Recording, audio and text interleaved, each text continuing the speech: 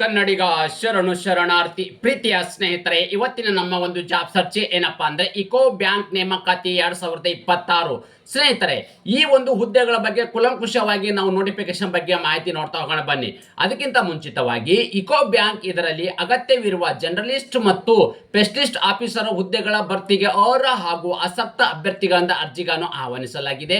ಹುದ್ದೆಗಳ ಭರ್ತಿಗೆ ಸಂಬಂಧಿಸಿದಂತೆ ವೇತನ, ಕರ್ತವ್ಯ ಸ್ಥಳ, ಶೈಕ್ಷಣಿಕ ಅರ್ಹತೆ, ಅರ್ಜಿ ಸಲ್ಲಿಕೆ ದಿನಾಂಕ, ಹುದ್ದೆಗಳ ಬಗ್ಗೆ ಮಾಹಿತಿ ಓವರಾಲ್ ಆಗಿ ಫುಲ್ ಕಂಪ್ಲೀಟ್ ವಿಡಿಯೋದಲ್ಲಿ ನಾನು ನಿಮಗೆ ಇಲ್ಲಿ ಮಾಹಿತಿ ಕೊಡ್ತಾ ಇದ್ದೇನೆ. ಅದರ ಜೊತೆಗೆ ನಮ್ಮ ಯೂಟ್ಯೂಬ್ ಚಾನಲ್ಗೆ ಮೊದಲ ಬಾರಿ ಭೇಟಿ ನೀಡಿದರೆ ಸಬ್ಸ್ಕ್ರೈಬ್ ಜೊತೆಗೆ ಬೆಲ್ ಐಕನ್ ಕ್ಲಿಕ್ ಮಾಡೋದನ್ನ ಮರಿಬೇಡಿ. ಯಾಕಪ್ಪ ಅಂದ್ರೆ ಪ್ರತಿನಿತ್ಯ ನಾವು ಕೇಂದ್ರ ಸರ್ಕಾರ ಮತ್ತು ರಾಜ್ಯ ಸರ್ಕಾರದ ಹೊಸ ಹೊಸ ಹುದ್ದೆಗಳ ಮಾಹಿತಿ ಕೊಡಲಿಂದ ತಪ್ಪದೆ ನಿಮಗೆ ನೋಟಿಫಿಕೇಶನ್ ಬರಲಿದೆ. ಪ್ರೀತಿಯ ಸ್ನೇಹಿತರೆ, ಹುದ್ದೆಗಳ ಬಗ್ಗೆ ನಾವಿಲ್ಲಿ ಗಮನಿಸೋದಾದರೆ ಯಾವೆಲ್ಲ ಒಂದು ಹುದ್ದೆಗಳು ಕರೆದಿದ್ದಾರಪ್ಪ ಅಂದ್ರೆ ಜನರಲ್ ಸ್ಪೆಷಲಿಸ್ಟ್ ಆಫೀಸರ್ ಇರ್ತಕ್ಕಂಥದ್ದು, ಟ್ರೇಡ್ ಫೈನಾನ್ಸ್ ಆಫೀಸರ್ ಇರ್ತಕ್ಕಂಥದ್ದು, ಇನ್ನೊಂದು ಟ್ರೆಜರರ್ ಆಫೀಸರ್ ಇರ್ತಕ್ಕಂಥದ್ದು, ಚಾರ್ಟೆಡ್ ಅಕೌಂಟ್ ಆಫೀಸರ್ ಇರ್ತಕ್ಕಂಥದ್ದು, network administrator, data base administrator ಮತ್ತು ಸಿಸ್ಟಮ್ ಅಡ್ಮಿನಿಸ್ಟ್ರೇಟರ್ ಇರ್ತಕ್ಕಂಥದ್ದು, ಸಾಫ್ಟ್ವೇರ್ ಡೆವಲಪರ್ ಮತ್ತು ಮೆರೆಕ್ಸ್ ಡೆವಲಪರ್ಸ್ ಮತ್ತು ಫೈನಾನ್ಸಿಯಲ್ ಡೆವಲಪರ್ಸ್ ಇರ್ತಕ್ಕಂಥದ್ದು, ಅದೇ ರೀತಿ ಕ್ಲೌಡ್ ಇಂಜಿನಿಯರ್ ಇರ್ತಕ್ಕಂಥದ್ದು, AI ಮತ್ತು ML ಇಂಜಿನಿಯರ್ ಇರ್ತಕ್ಕಂಥದ್ದು, ಡಾಟಾ ಅನಲಿಸ್ಟ್ ಇರ್ತಕ್ಕಂಥ ಹುದ್ದೆಗಳು ಮತ್ತು ಡಾಟಾ ಸೆಕ್ಯೂರಿಟಿ ಇರ್ತಕ್ಕಂಥ ಮತ್ತು cyber security officer, data privacy ಮತ್ತು ಕಂಪ್ಲೇಂಟ್ಸ್ ಆಫೀಸರ್ ಇರ್ತಕ್ಕಂಥದ್ದು, ಡಾಟಾ ಇಂಜಿನಿಯರ್ ಅಂದ್ರೆ ಈ ತರದ ಒಂದು ಬಹುತೇಕ ಹುದ್ದೆಗಳ ಅರ್ಜಿಗಳನ್ನು ಆಹ್ವಾನಿಸಲಾಗಿದೆ. ಅದೇ ರೀತಿ ಈ ಒಂದು ಹುದ್ದೆಗಳ ಬಗ್ಗೆ ಕುಲಂಕುಷವಾಗಿ ನಾವು ಮಾಹಿತಿ ನೋಡ್ತಾ ಹೋಗೋದಾದ್ರೆ ಮೊದಲೇದಾಗಿ ಏನಪ್ಪಾ ಅಂದ್ರೆ ಕರ್ತವ್ಯ ಸ್ಥಳ ಎಲ್ಲಿಯಪ್ಪ ಅಂತಂದ್ರೆ ಹುದ್ದೆಗೆ ಆಯ್ಕೆಯಾದ ಅಭ್ಯರ್ಥಿಗಳು ಭಾರತದಲ್ಲೇ ಕೆಲಸವನ್ನು ನಿರ್ವಹಿಸಬೇಕಾಗುತ್ತೆ. ಯಾಕಪ್ಪ ಅಂದ್ರೆ ಇದು ಒಂದು ಭಾರತ ಗೌರ್ಮೆಂಟ್ ಅಂದ್ರೆ ಒಂದು ಭಾರತ ಸರ್ಕಾರದ ಒಂದು ಅಂಡರ್ಟೇಕಿಂಗ್ ಇರ್ತಕ್ಕಂಥ ಇಕೋ ಬ್ಯಾಂಕ್ ಆಗಿರೋದ್ರಿಂದ ಇವು ಕರ್ನಾಟಕ ಸೇರಿದಂತೆ ಭಾರತಾದ್ಯಂತ ನೀವು ಕೆಲಸವನ್ನ ನಿರ್ವಹಿಸಬೇಕಾಗುತ್ತೆ. ಅದೇ ರೀತಿ ಖಾಲಿ ಇರ್ತಕ್ಕಂಥ ಹುದ್ದೆಗಳ ಸಂಖ್ಯೆ ಎಷ್ಟು ಅಂತಂದ್ರೆ ಒಟ್ಟು ಇಲ್ಲಿ ಭಾರತಾದ್ಯಂತ ಕರೆದಿರ್ತಕ್ಕಂಥ ಹುದ್ದೆಗಳು 173 ಹುದ್ದೆಗಳ ಅರ್ಜಿಗಳನ್ನು ಆಹ್ವಾನಿಸಲಾಗಿದೆ. ಅದೇ ರೀತಿ ಈ ಒಂದು ಹುದ್ದೆನ ಪಡೆದುಕೊಳ್ಳಬೇಕಾದ್ರೆ ಯಾವೆಲ್ಲ ಒಂದು ಕ್ವಾಲಿಫಿಕೇಶನ್ ಆಗಿರ್ತಕ್ಕಂಥ ಅಭ್ಯರ್ಥಿಗಳು ಈ ಒಂದು ಹುದ್ದೆಗೆ ಅರ್ಜಿಗಳನ್ನು ಸಲ್ಲಿಸಬಹುದು ಅಂತ ನಾವು ಮಾಹಿತಿ ನೋಡೋದಾದ್ರೆ ಅಭ್ಯರ್ಥಿಗಳು ಆಯಾ ಹುದ್ದೆಗೆ ಅನುಗುಣವಾಗಿ ಮಾನ್ಯತೆ ಪಡೆದ ವಿದ್ಯಾಸಂಸ್ಥೆಯಿಂದ ಪದವಿ, ಸ್ನಾತಕೋತ್ತರ ಪದವಿ, BTech ಮತ್ತು ಚಾರ್ಟೆಡ್ ಅಕೌಂಟೆಂಟ್ ಶೈಕ್ಷಣಿಕ ಅರ್ಹತೆಯನ್ನು ಹೊಂದಿರಬೇಕಾಗುತ್ತೆ. ನೋಡಿ ಯಾವುದಪ್ಪ ಅಂತಂದ್ರೆ ಪದವಿಯನ್ನು ಪಾಸ್ ಆಗಿದ್ರು ಅಥವಾ ಸ್ನಾತಕೋತ್ತರ ಪದವಿ, ಇಲ್ಲ ಅಂದ್ರೆ BTech ಮತ್ತು ಚಾರ್ಟೆಡ್ ಅಕೌಂಟೆಂಟ್ ಶೈಕ್ಷಣಿಕ ಅರ್ಹತೆಯನ್ನು ಹೊಂದಿರತಕ್ಕಂಥ ಅಭ್ಯರ್ಥಿಗಳು ಈ ಒಂದು ಹುದ್ದೆಗೆ ಅರ್ಜಿಗಳನ್ನು ಸಲ್ಲಿಸಬಹುದಾಗಿದೆ. ಸ್ನೇಹಿತರೆ, ಅದೇ ರೀತಿ ಇನ್ನೊಂದೇನಪ್ಪಾ ಅಂತಂದ್ರೆ ವೇತನ ಅಂದ್ರೆ ಆಯ್ಕೆ ಇರ್ತಕ್ಕಂಥ ಅಭ್ಯರ್ಥಿಗಳಿಗೆ ಪ್ರತಿ ತಿಂಗಳು ಸಿಗ್ತಕ್ಕಂಥ ವೇತನ ಎಷ್ಟು ಅಂತ ನಾವು ಮಾಹಿತಿ ನೋಡೋದಾದ್ರೆ ಆಯ್ಕೆ ಇರ್ತಕ್ಕಂಥ ಹುದ್ದೆಗಳಿದಾವೆ ಸ್ಕೇಲು ಮತ್ತೆ ಅವರಿಗೆ ಇರ್ತಕ್ಕಂಥ ವೇತನ ಅಂದ್ರೆ JSMGS 1 ಇರ್ತಕ್ಕಂಥ ಹುದ್ದೆಗೆ ಸಂಬಂಧಪಟ್ಟ ಅಭ್ಯರ್ಥಿಗಳಿಗೆ 48,480ರಿಂದ 25,920 ರೂಪಾಯಿವರೆಗೂ ವೇತನವಿದ್ದರೆ MMGS ಸೆಕೆಂಡ್ ಇರ್ತಕ್ಕಂಥವರಿಗೆ 64,820ರಿಂದ 93,960 ರೂಪಾಯಿವರೆಗೂ ವೇತನ ಸಿಗಲಿದೆ. ನೋಡಿ ಇವೆಲ್ಲವೂ ಕೂಡ ಏನಿದೆ ಗ್ರೇಡ್ ಇರ್ತಕ್ಕಂಥದ್ದು. ಓಕೆ, ಸ್ಕೇಲ್ ಗ್ರೇಡ್ ಏನಂತೀವಿ, ಆ ಗ್ರೇಡ್ಗೆ ಹುದ್ದೆಗೆ ಅನುಗುಣವಾಗಿ ಇರ್ತಕ್ಕಂಥ ವೇತನ. ಅದೇ ರೀತಿ ಈ ಒಂದು ಹುದ್ದೆನ ಪಡೆದುಕೊಳ್ಳಬೇಕಾದ್ರೆ ಯಾವ ಒಂದು ವಯೋಮಿತಿ ಒಳಗಡೆ ಇರ್ತಕ್ಕಂಥ ಅಭ್ಯರ್ಥಿಗಳು ಈ ಒಂದು ಹುದ್ದೆಗೆ ಅರ್ಜಿಗಳನ್ನು ಸಲ್ಲಿಸಬಹುದು ಅಂತಂದ್ರೆ ದಿನಾಂಕ 1/1/2026ಕ್ಕೆ ಅನ್ವಯವಾಗುವಂತೆ ನೋಡಿ ನೋಟ್ ಮಾಡ್ಕೊಳ್ಳಿ. 1/1/2026ಕ್ಕೆ ಅನ್ವಯವಾಗುವಂತೆ ಮಿನಿಮಮ್ ಇರ್ತಕ್ಕಂಥ ವೇಜ್ ಎಷ್ಟು ಇರ್ತಕ್ಕಂಥದ್ದು 20 ವರ್ಷ ಇರಬೇಕು. ಯಾವಗಳ ಗ್ರೇಡ್ ಇರ್ತಕ್ಕಂಥದ್ದು ಸ್ಕೇಲ್ ಇರ್ತಕ್ಕಂಥದ್ದು JMGS ಇರ್ತಕ್ಕಂಥ ಸ್ಕೇಲ್ಗೆ ಮಿನಿಮಮ್ 20 ವರ್ಷ ಇದ್ರೆ ಮ್ಯಾಕ್ಸಿಮಮ್ 30 ವರ್ಷದ ಒಳಗಡೆ ಇರ್ತಕ್ಕಂಥ ಅಭ್ಯರ್ಥಿಗಳು ಈ ಒಂದು ಹುದ್ದೆಗೆ ಅರ್ಜಿಗಳನ್ನು ಸಲ್ಲಿಸಬಹುದಾಗಿದೆ. MMGS ಮತ್ತು ಸ್ಕೇಲ್ ಹುದ್ದೆಗೆ ಸಂಬಂಧಪಟ್ಟ ಅಭ್ಯರ್ಥಿಗಳಿಗೆ ಅವರಿಗೆ ಇರ್ತಕ್ಕಂಥ ಕನಿಷ್ಠ ಮಿನಿಮಮ್ ಇರ್ತಕ್ಕಂಥದ್ದು ಏಜ್ ಎಷ್ಟು 22 ವರ್ಷ ಇರಬೇಕು.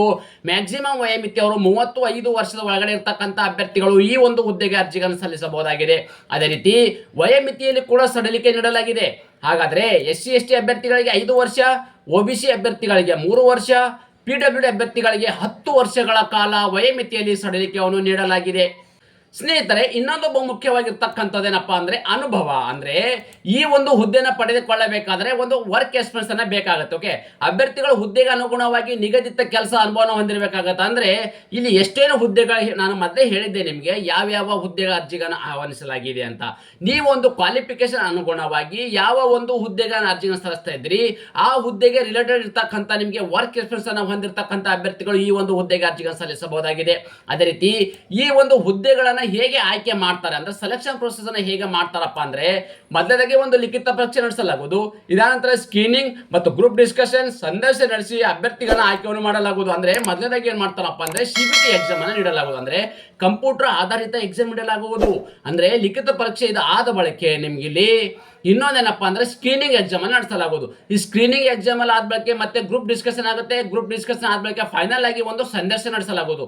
ಈ ಸಂದರ್ಶನಲ್ಲಿ ಕ್ವಾಲಿಫೈ ಆಗಿರ್ತಕ್ಕಂಥ ಅಭ್ಯರ್ಥಿಗಳನ್ನ ಮೆರಿಟ್ ಆಧಾರದ ಮೇಲೆ ಅಭ್ಯರ್ಥಿಗಳನ್ನ ನೇಮಕಾತಿ ಮಾಡಲಾಗುವುದು. ಅದೇ ರೀತಿ ಅರ್ಜಿ ಸಲ್ಲಿಕೆ ವಿಧಾನ ಹೇಗೆಯಪ್ಪ ಅಂತಂದ್ರೆ ಈ ಎಲ್ಲವೇನು ಹುದ್ದೆಗಳಿದಾವೆ ಈ ಎಲ್ಲಾ ಹುದ್ದೆಗಳು ಆನ್ಲೈನ್ ಮೂಲಕವೇ ಅರ್ಜಿಗಳನ್ನು ಸಲ್ಲಿಸಬೇಕು. ಈ ಆನ್ಲೈನ್ ಮೂಲಕ ಹೇಗೆ ಅರ್ಜಿಗಳನ್ನು ಸಲ್ಲಿಸಬೇಕು ಎಂಬುದನ್ನು ಕುಲಂಕುಷವಾಗಿ ನಿಮಗೆ ಇಲ್ಲಿ ಮುಂದೆ ಮಾಹಿತಿ ನೀಡುತ್ತೇನೆ. ಸ್ನೇಹಿತರೆ, ಇನ್ನೊಂದು ಬಹು ಮುಖ್ಯವಾಗಿರ್ತಕ್ಕಂಥದ್ದು ಏನಪ್ಪಾ ಅಂದ್ರೆ ಅರ್ಜಿ ಶುಲ್ಕ ಬಗ್ಗೆ ಮಾಹಿತಿ ನೋಡ್ತಾ ಹೋಗೋಣ ಬನ್ನಿ. ಅಂದ್ರೆ ಪರಿಶಿಷ್ಟ ಜಾತಿ, ಪರಿಶಿಷ್ಟ ಪಂಗಡ, PWD ಅಭ್ಯರ್ಥಿಗಳಿಗೆ 175 ರೂಪಾಯಿ ಅರ್ಜಿ ಶುಲ್ಕವಿದ್ದರೆ ಉಳಿದೆಲ್ಲ ಅಭ್ಯರ್ಥಿಗಳಿಗೆ 800 ರೂಪಾಯಿ ಅರ್ಜಿ ಶುಲ್ಕವಿದೆ. ಅಂದ್ರೆ ಪರಿಶಿಷ್ಟ ಜಾತಿ ಅಂದ್ರೆ SC ST PWD ಅಭ್ಯರ್ಥಿಗಳಿಗೆ ಕೇವಲ ಇಲ್ಲಿ 175 ರೂಪಾಯಿ ಅರ್ಜಿ ಶುಲ್ಕವಿದೆ. ಉಳಿದೆಲ್ಲ ಅಭ್ಯರ್ಥಿಗಳು ಅಂದ್ರೆ ಅದು OBC ಕೆಟಗರಿ ಆಗಿರ್ಬೋದು, ಜನರಲ್ ಕೆಟಗರಿ ಸಂಬಂಧಪಟ್ಟ ಅಭ್ಯರ್ಥಿಗಳಿಗೆ 800 ರೂಪಾಯಿ ಅರ್ಜಿ ಶುಲ್ಕವನ್ನು ಇದೆ. ಹಾಗಾದ್ರೆ ಈ ಅರ್ಜಿ ಶುಲ್ಕವನ್ನು ಹೇಗೆ ಪಾವತಿಸಬೇಕು ಅಪ್ಪ ಅಂತ ಹೇಳಿದ್ರೆ ನೀವು ಆನ್ಲೈನ್ ಮುಖಾಂತರ ಅರ್ಜಿ ಸಲ್ಲಿಸಬೇಕಾದ್ರೆ debit card, credit card, net banking, PhonePe, Google Pay ಮುಖಾಂತರ ಈ ಅರ್ಜಿ ಶುಲ್ಕವನ್ನು ನೇರವಾಗಿ ಪಾವತಿ ಮಾಡಬಹುದಾಗಿದೆ. ಅದೇ ರೀತಿ ಅರ್ಜಿ ಸಲ್ಲಿಕೆ ದಿನಾಂಕದ ವಿವರವನ್ನು ನಾವು ನೋಡೋದಾದ್ರೆ ಅರ್ಜಿ ಸಲ್ಲಿಕೆ ಪ್ರಾರಂಭ ದಿನಾಂಕ ಜನವರಿ 13, 2026 ಆಡಿ ಪ್ರಾರಂಭವಾಗಿದ್ದು ಅರ್ಜಿ ಸಲ್ಲಿಸಲು ಕೊನೆಯ ದಿನಾಂಕ ಯಾವಾಗಪ್ಪ ಅಂದ್ರೆ ಫೆಬ್ರವರಿ 2, 2026. ಅರ್ಜಿ ಸಲ್ಲಿಸಲು ಕೊನೆಯ ದಿನಾಂಕ ಫೆಬ್ರವರಿ 2, 2026 ಇಷ್ಟರೊಳಗಡೆ ತಮ್ಮ ಅರ್ಜಿನ ಸಲ್ಲಿಸಬೇಕಾಗುತ್ತೆ. ಅದೇ ರೀತಿ ಒಂದು ಫುಲ್ ನೋಟಿಫಿಕೇಶನ್ ವಿವರವನ್ನು ನಾನು ನಿಮಗೆ ಆಲ್ರೆಡಿ ನೀಡಿದ್ದೇನೆ. ಆನ್ಲೈನ್ ಅಪ್ಲಿಕೇಶನ್ ಬಗ್ಗೆ ಅಂದ್ರೆ ಈ ಒಂದು ಅಫಿಷಿಯಲ್ ವೆಬ್ಸೈಟ್ ಇದೆ. ಆ ಒಂದು ಅಫಿಷಿಯಲ್ ವೆಬ್ಸೈಟ್ ನನ್ನ ಯೂಟ್ಯೂಬ್ ಡಿಸ್ಕ್ರಿಪ್ಷನ್ ಬಾಕ್ಸ್ ಅಲ್ಲಿ ನಿಮಗೆ ಲಿಂಕ್ ಅನ್ನು ಕೊಟ್ಟಿರುತ್ತೇನೆ. ಆ ಲಿಂಕ್ ಮೇಲೆ ಕ್ಲಿಕ್ ಮಾಡೋ ಮೂಲಕ ನೇರವಾಗಿ ತಮ್ಮ ಅರ್ಜಿಗಳನ್ನ ಸಲ್ಲಿಸಬಹುದಾಗಿದೆ.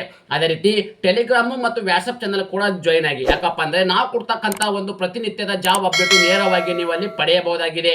ಅದೇ ರೀತಿ ಇನ್ನೊಂದು ಬಹುಮುಖ್ಯವಾಗಿರ್ತಕ್ಕಂಥ ಮಾಹಿತಿ ಏನಪ್ಪಾ ಅಂದ್ರೆ ನಾವು ಕೊಟ್ಟಿರ್ತಕ್ಕಂಥ ಉದ್ಯೋಗ ಮಾಹಿತಿ ನೀವು ಇಷ್ಟಪಡ್ತೀರಿ ಅಂತ ಭಾವಿಸುತ್ತೇನೆ.